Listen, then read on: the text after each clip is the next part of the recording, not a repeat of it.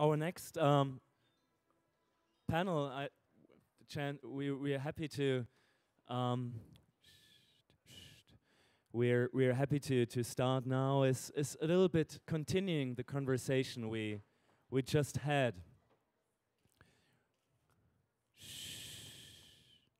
Continuing the conversation we just had at the end of the last panel about how to start new companies. Actually, what are? Do you have you? You have you? You're on? Do you have? Yeah? Yeah. Maybe you checked. Hello? It's on. Yes, it's on. Hello, Sandra. Hello. Can you hear Hello. me? Hello. So at the end of the last session this morning, we learned that starting new companies is a very interesting and challenging point sometimes also. And over the last day, yesterday, and also this morning, we heard a lot of examples of new companies, new initiatives in larger companies, and this idea of creativity. And if you look at that, always it has something to do also at the end. Do you find someone who is believing in you, who is financing at the end, who is investing, and how do you bridge that gap from, on the one hand, having an idea, wanting to start something, to then bring it to a company and create a company out of that idea. And that's why we called this panel now Ignite, to start something and invest. And we have three panelists here, three women who are experts in that field. And maybe we have the chance also to have a discussion later on. And to start, I'd just like to ask you, Sandra and Elizabeth, to introduce you, who you are, maybe who you are, what brought you to what you do right now, last years, and then maybe explore a little bit on your current projects and also how you see the change and challenges and opportunities we have here, especially in this connection from entrepreneurship, new ideas, initiatives, government, and starting companies and entrepreneurship. Maybe Sandra would like to introduce yourself a little bit, then Elizabeth, and then we start the discussion. Okay, how would you like to do it? From the seat, or do you want to No, just we have a first round and then you have a Langer. Maybe just shortly introduce yourself. Okay. My name is Sandra Navidi. I'm German. I am an attorney. Can you hear me? Yeah. Okay. I am a lawyer admitted in 2 jurisdictions in Germany as well as the United States. I started my career at Deloitte & Touche in international capital markets, where I structured transactions for institutional investors. And after a couple of years, I got an offer in the United States from a client, and I relocated just a few weeks before 9/11, which was kind of dramatic, and it was an experience. And since then, 2001, there's not been a dull moment. I then changed into investment banking, and at the height of the crisis, I joined the economist Nouriel Roubini. He gained fame because he predicted the crisis correctly several years in advance. And I left Nouriel's company just last month to start my own business. I will continue to work closely with Nouriel and my former colleagues, but I also am starting with a couple of clients who used to be clients of mine at Roubini, but I'm not competing.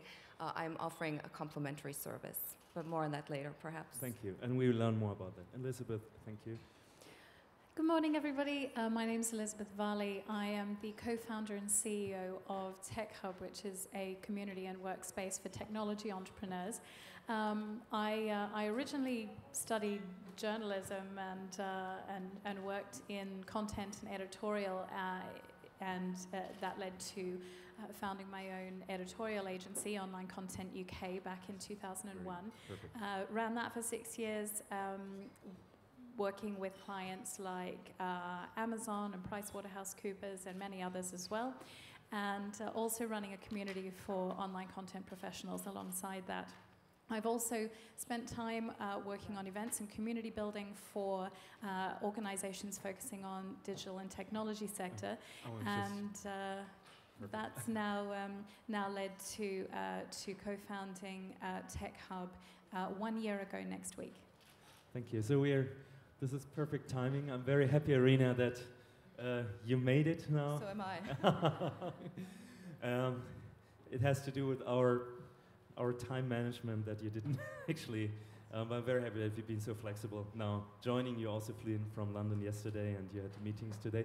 We just said we would like to introduce everybody to the discussion and also ask you, and then we start our discussion, which I said is bridging, entrepreneurship and finance and investing. At some point, maybe you would like to introduce yourself, who you are, what drives you, what you do, to our audience. Yeah, absolutely. Marcel, first, thanks for the introduction, and also thanks for making my life very exciting. I think I need to catch my breath a bit, but very excited to be here and to have actually almost made it in time. My name is Irena. I'm a partner with Apex Partners, which is, for those of you who don't know, is a large private equity fund. So in terms of your bridge, very firmly on the finance side and not the entrepreneur side. Also, I deal a lot with entrepreneurs. I focus on our media investments. Actually, one of my colleagues is here. Focus on media investments within Apex. And I'm based in London, but really I would say I do this on a global basis. So just to illustrate my life in the last 12 months, spent the summer in China to acquire a digital business there.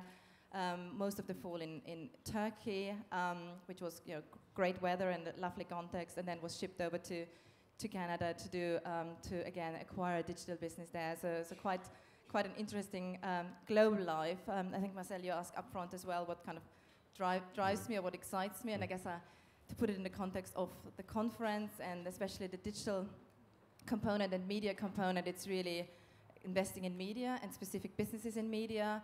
I would say, in the next 5 years, what we will be looking for is essentially media businesses which tick 3 boxes or fulfill 3 criteria.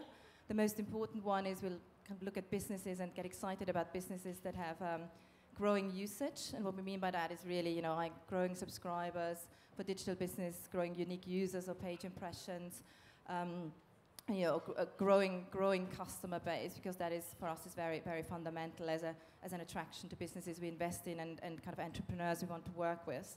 The second one is businesses that deliver very high return on investment to their customers. And again, what I mean by that, if I pick an example, we like the education space a lot, both in terms of educational, so textbook publishing, but also schools, for-profit schools that is less relevant in the German context, but very relevant in Asia, the US, and what education does, and then to illustrate what I mean by delivering a high return on investment, both for individuals who spend on their education, but also governments, that is highly correlated and positively correlated to them actually having better earnings prospects, better employment prospects, and for government, better economic growth. So we like businesses that deliver that to their paying customers.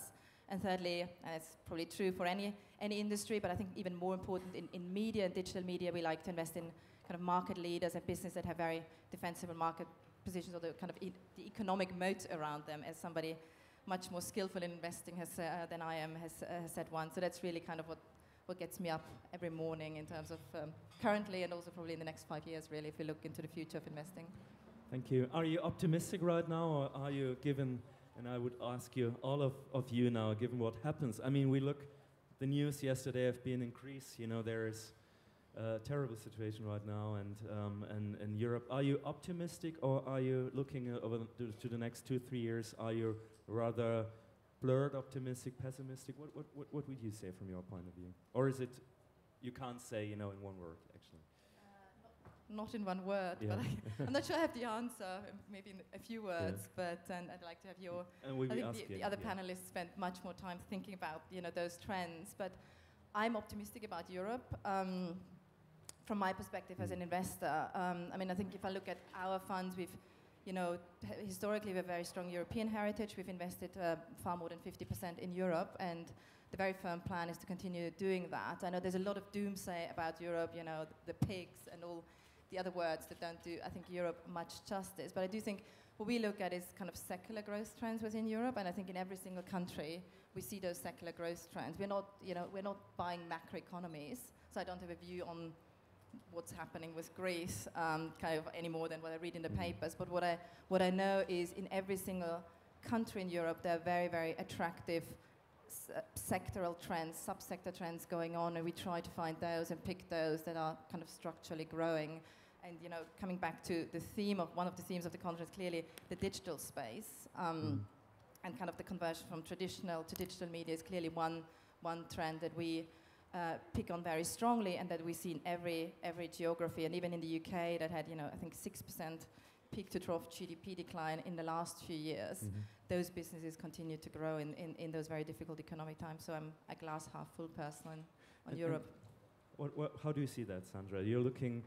Maybe you should explain a little bit what is the company Rubini you work with. What is your new company? Because you look from a very global, broad perspective about regions, on developments. Maybe explain a little bit. I don't know who knows it. It's very interesting. It's like a think tank, so to say. Yes. Right, a commercial think tank. So perhaps I should go back a little bit. The last 3 years I've worked with Professor Nouriel Rubini, and what we looked at the economy from a very top-down approach. So we looked at the United States and Europe, and we looked at that from a context of countries and basically how the world works. And because a lot of our clients are government officials or CEOs from banks who would talk to us behind closed doors, or big hedge fund guys, we got a lot of inside knowledge as to what was going on. We saw trends, or they would tell us what they were really thinking and not what they were putting out in the media to sell their products. And to put together the picture is actually very worrisome. And going forward, to answer the question about the macroeconomy, I think the only thing that is certain right now is that it is going to be uncertain. It is very worrisome.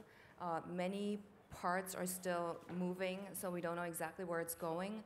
But for instance, the debt crisis in Europe is, it's a problem.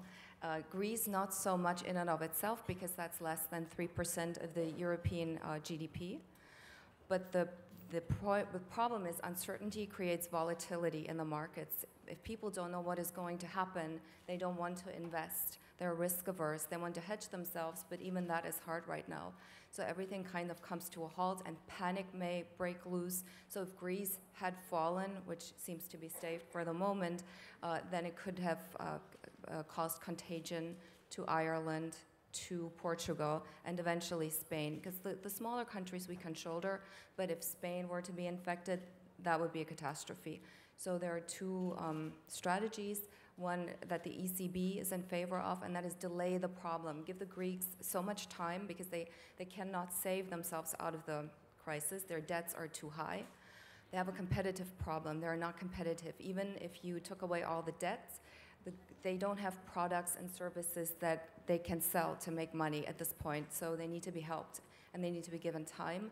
But it would take a long time. Germany has been doing very well, but that is because Germany has had structural reforms for the last 10 years to become more competitive, to create jobs. So it takes a long time. It is possible, but it's time-consuming. So are you rather optimistic? You are optimistic for Europe altogether. Are you rather optimistic right now or rather pessimistic?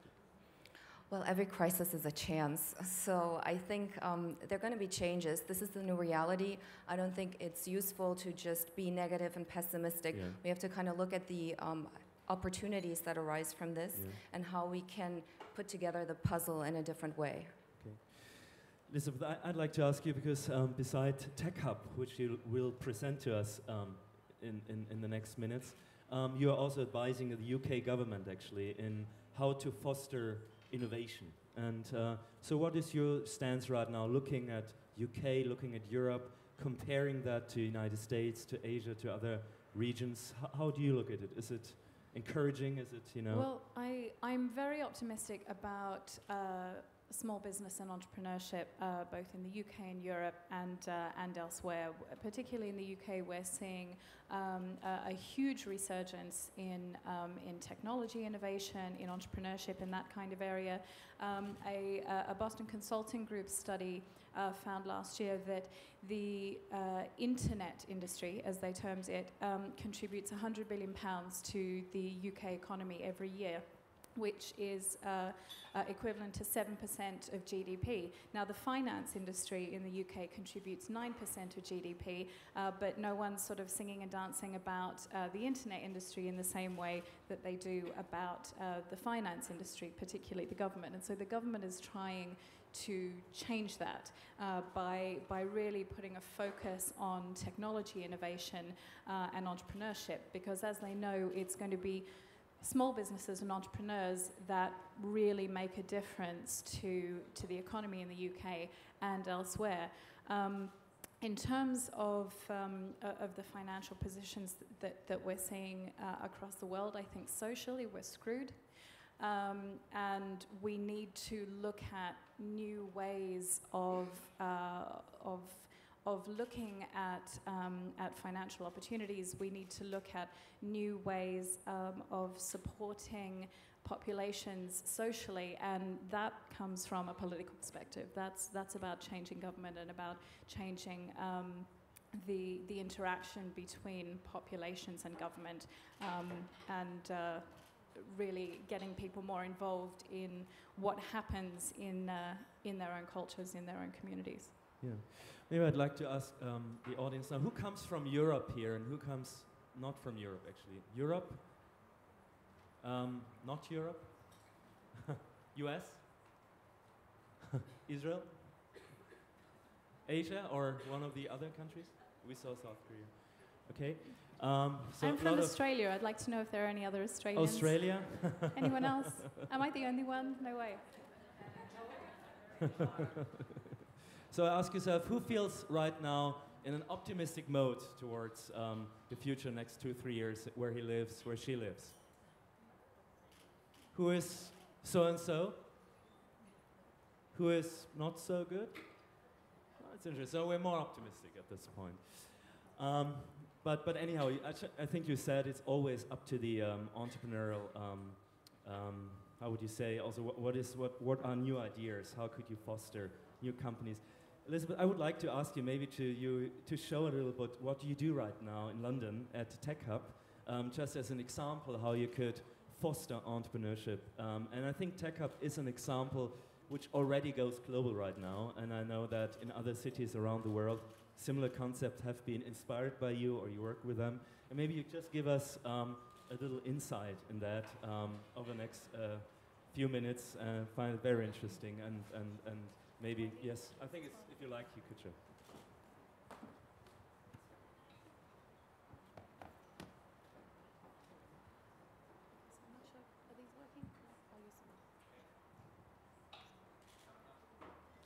I'll just use this one.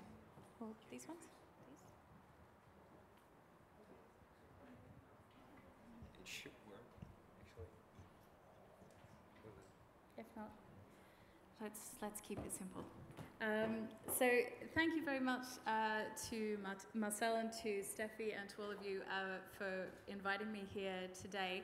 I know you've been hearing from some really engaging speakers on a wide range of issues that are important to us as business people and as women. I'm here to tell you a bit about what I do. As Marcel said, a bit about what Tech Hub is and our experiences with the roller coaster that is financing and funding, because we're talking about finance today. So Tech Hub is a community and workspace for technology entrepreneurs.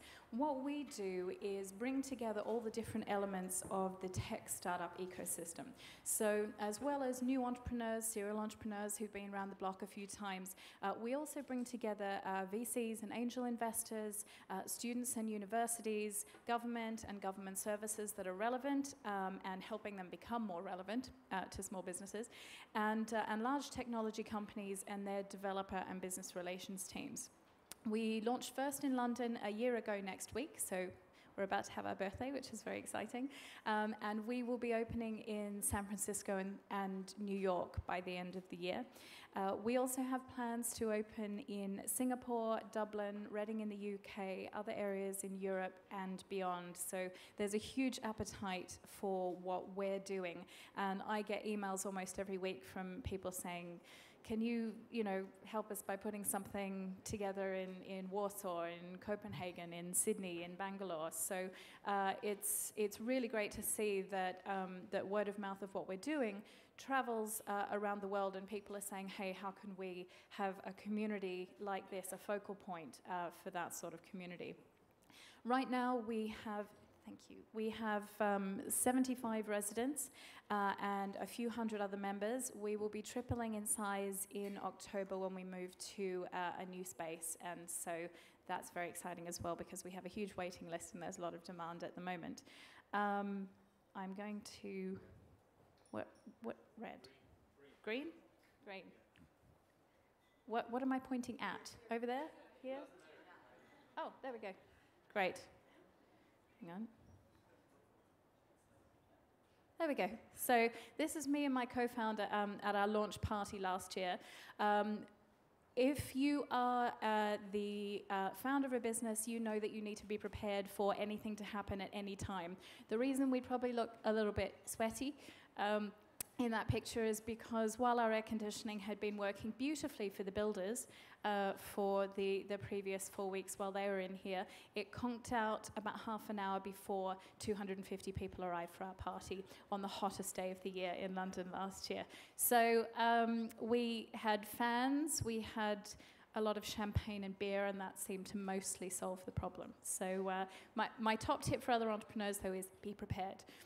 I just got a few photos just to show you a little bit about physically what we're doing. We're in an area of London called Shoreditch, which is a naturally occurring cluster of technology companies. There are some 600 or so digital companies in the area. Then that includes creative and design agencies as well as more pure technology firms. So we run a lot of events in our space as well. This is a delegation that we had from Boston and the governor who came over. We get a lot of visits internationally to come and see what we're doing and to meet some of our members.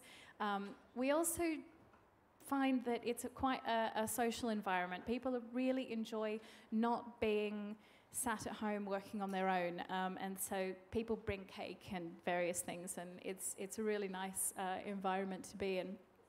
We also give members the opportunity to access people and opportunities that they wouldn't otherwise be able to get hold of. So here we have Jimmy Wales, who is the founder of Wikipedia, who came and spoke to our members. It was just an intimate event with about 30 people that was exclusively for our members. And so we want to be able to offer those kinds of opportunities where it's easy for us to be able to say to someone amazing, hey, come and speak to this fantastic group of people that they might find difficult to access on their own. We have a lot of parties and events. This was at Christmas last year. We run lunches and things for our residents. And we also have quite a lot of visitors from government. So this is Lord Stephen Green, who's focusing on business and innovation in the UK, coming to meet some of our members. This is my co-founder, Mike Butcher, who is almost permanently attached to a camera or his phone. And just a few images of some of our space. I noticed as I was looking through these, which is a slides that I put together another time, that there is a woman in almost every picture, which is great because while we're focused on the technology industry, it has inevitably meant that we are probably 90% men. But the number of women who are involved in the industry and who are becoming more visible in the industry is growing, and that's really exciting for us.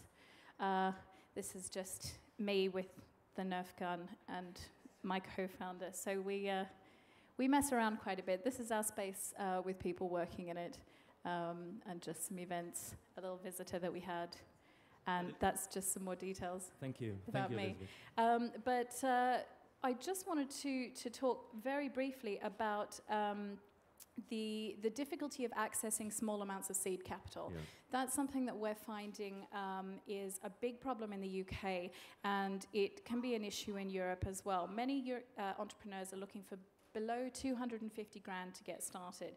Your average technology company needs enough for two founders to eat and pay their rent for 9 months or so while they get their product to market, and it's incredibly difficult to find. Because institutional investors in the UK and Europe have been criticised as being too risk averse. We have not only a fear of failure, but a culture of hiding failure and not recognising it as an inevitable part of learning and of entrepreneurialism. And so we see that angel and personal investors are more often willing to take that early risk and to put in that small amount of funding before companies have gotten to revenue stages. Alternative methods of funding, of course, equity investment is not the only way to fund your new venture. And at Tech Hub, we didn't take equity investment at the beginning to get ourselves going. We couldn't wait around for funding. We needed to move quickly. So what we did was a very small friends and family loan, very, very small, just enough to know that we had something. We have sponsors, so both cash sponsors and service sponsors, like our much-loved legal team, Oric, who give us their services as a partnership. And we have a traditional business loan, which is again very small, but the most important thing was actually revenue. What we did at the beginning was we offered 50 founder members the opportunity to be part of Tech Hub before we had the building, before we had photos to show them, before we had even an address to give them. But they were so invested in the concept and the idea of being able to come together and have this focal point that, excuse me, they had a special deal. They were able to become members for 3 years for the price of 2 and had the kudos of being one of the first 50 members. And so that gave us a much needed cash injection right at the beginning. And then the rest of the time, it's really been about revenue.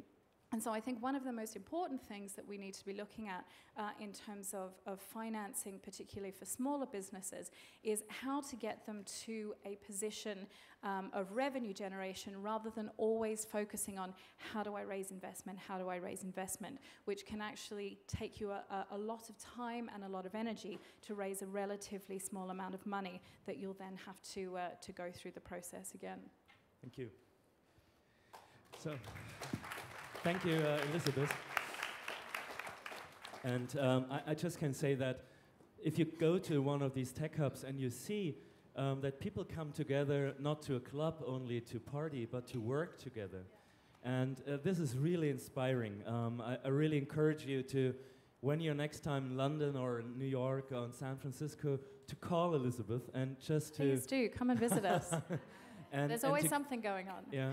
And there are other concepts, General Assembly and in San Francisco, and that seems to be a new way also to start new initiatives and to connect. And we had in the last session this idea of sharing, basically, expertise, then to come up to new companies. But I'd like to ask Irena now, because you spoke about what it means to find money. You're an investor now over more than 10 years, so to say, and Apex is one of the how would you say, blue chip company, and you look at this very deeply. You have financed a lot of companies. If you look at a CEO, if you look at a company, less on the industry, more at the team, that is leading or the company. So what are you looking for? What is important? What is less important? What is less important than everybody thinks is important? What is something you could share now, which you don't think actually? That would be very interesting to learn from your side, actually, from your angle. Are you asking what's important? First, yeah. I'd like to take the opportunity to congratulate Elizabeth, because I think it's a great concept, and it's obviously very, very important, because a few people I know who kind of try to launch startups, I think the isolation and the lack of interaction or infrastructure is really the key impediment. So, and you're obviously having fun while doing it. Absolutely. So I think a lot of people just want to know they're not the only crazy person doing something new and weird and have given up their well-paid job to do. Yeah. And I live next to Shoreditch, so I'll definitely come for a visit.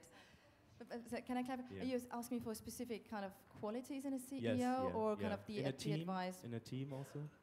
I mean, I think what we ideally kind of back is people who've worked together for a long time. Mm-hmm. We don't always find that, but I do think you have, there's no better evidence for something working out in the future. And it's always a team. It's never an individual. We never look at an individual in isolation. It's always a team, because only a team delivers. And so I think for us, it's very important that I think the team has actually worked together and is functioning. But I think in terms of more the overarching qualities, I actually think what is very important is that somebody is a long-term perspective, and somebody is a decision maker. Bases his or her decision. I shouldn't fall into the trap of calling it his. But for her takes her decision with a long-term perspective, and I think that's easier. It's easy said than done, because most of our incentives are very short-term. So if I take the business world, the annual bonus, the short-term option plan. Is that it's a very kind of narrow time frame. I've never worked in politics, but if I just look at politicians, they have to work out the next interim election or kind of general election. That's a reasonably short time frame. And I think in the personal world as well, we as society, we are geared towards short-term gratification. So I think it is a very difficult thing to achieve, to really say, let's not think about the tomorrow or the day after tomorrow, but really have a 5, 10-year perspective, or longer perspective. And where, for example, that gets very strongly reflected in our industry now is there's a real shift in mindset about sustainability, which was for a long time not a topic. And sustainability, not just in the environment, but diversity, the right composition of team. And that's clearly something that is geared much more towards the long term. So I think that for me would be the most important factor. If I take one example, if you ask Eric Schmidt from Google on what was one of the most important decisions corporatively, or that Google took since inception, he would actually say it was the decision not to go public at the end of the 90s, when all the VCs pushed their mostly tech investments out to the public market because there was a bubble, a hype, and the venture capitalists at Google basically took a decision not to go out. I think that was probably a very high personal risk they took. And it wasn't an easy decision, because all our incentives are geared to demonstrate exits to our investors, demonstrate returns. And so I think that is an example that in the long term has been a very decisive factor for Google. And it's just one example in the corporate world, but I think that would be the quality we'd be looking for. Thank you, Sandra. You are now at this change moment, basically, from one company to another and starting your company. So how do you explain now, why are you going to the next level of your career being an entrepreneur? And just explain a little bit, what brought you to that decision? How do you look forward, and what is your idea behind? Well, I think Elizabeth is a good example for the fact that everything starts with a great idea, and then it needs great execution. Yeah. And in my case, the idea was born by demand, basically by clients that I had worked with in the past. And I've worked in a very homogeneous field in finance. People have seen me over many years and know how I work. And basically, they made me job offers, but I didn't feel like joining a big hedge fund or a bank. And so I was wondering, and I asked them, well, if I did this on my own, would you give me your business? And they said yes. I mean, take a leap of faith. But so I'm starting with a couple of clients and direct mandates. And I'm still flexible and somewhat opportunistic, as I'm starting on my own. I am labor arbitraging by hiring people in India.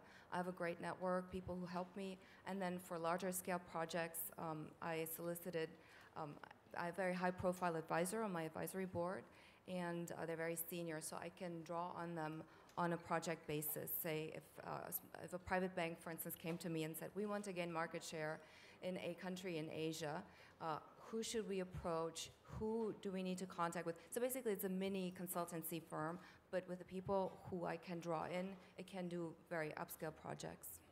Okay, so it's basically that you said you could do what you do, but you could do it also on your own. That was the moment where you said people would say, we would trust also you to do that and add some value that you already had in your previous job. Or could you just...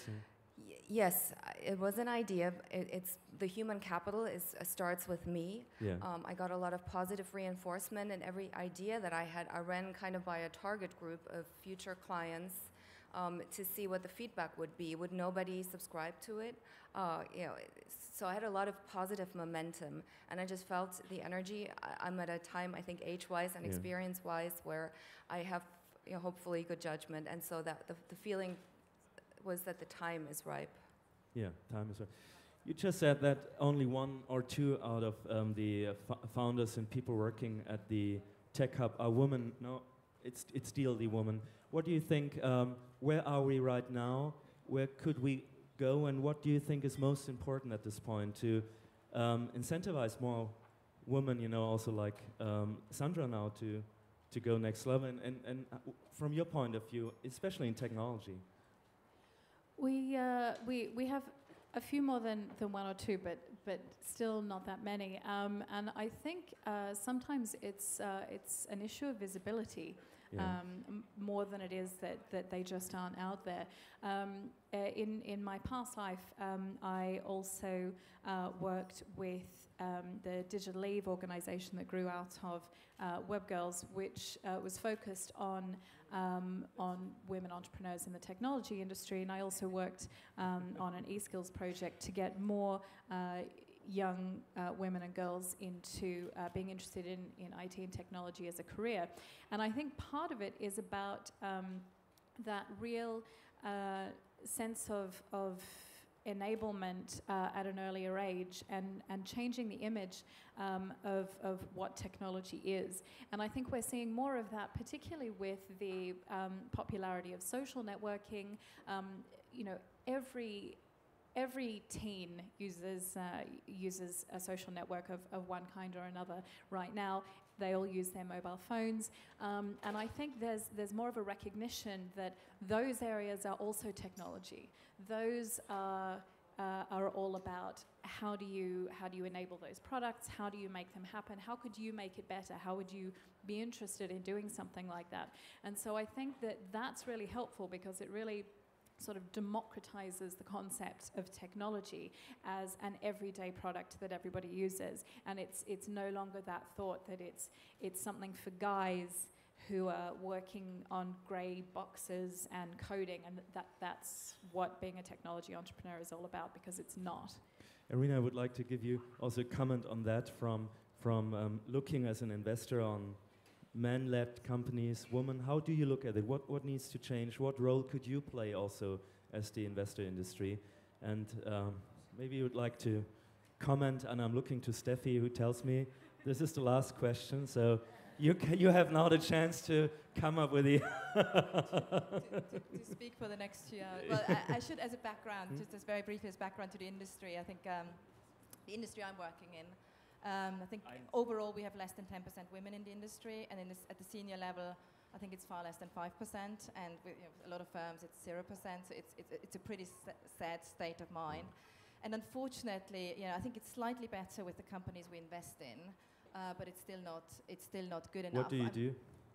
What do we do? I think is for me the most important thing, generally not just in our portfolio companies, but in general, is to keep women in the workforce. I actually don't think we have a pre-selection problem, but I do think we have a problem when, I think when the decision point comes about children, especially a second child, I think that's statistically proven, and I think that's where the real kind of tipping point is, and that's also where women, that coincides very often with very senior position, and I think a lot of women just can't envisage to basically handle both challenges. And I think from our perspective, it's not an easy question to address, but I think what we do proactively is, really try to create more diversity in the team, to a limited extent so far. But I'll give you one recent example. We were looking for a chief financial officer a while ago for a business, and there was a preconceived notion that, she has 3 children, 36, very accomplished, 3 children. She couldn't do the job because it's a very demanding job, and we very, very consciously made a decision, because she was more qualified than any of the male candidates we'd seen. So, there needs to be equal or better qualifications, but we made a very conscious choice to say we'd give her the benefit of the doubt that she can handle it, and boy, she works. So, I think that's I think addressing I don't think positive discrimination I'm not a supporter of that, because I think it might do more damage, but I do think kind of overcoming your own prejudices, even as a woman, to not give people the benefit of the doubt to be able to do the job. One last sentence from your side, Sandra, because Yes, as an annex of the people that I work with, it has turned out those are flexible investors. They are not subject to strict investment criteria, and they're actually looking for investment opportunities such as your company. So I have kind of slipped into the role of a facilitator. If anybody has any business ideas or seeks funding, please feel free to approach me, and I'm happy to see if I can connect you to any investors. so thank you. Thank you to our panel.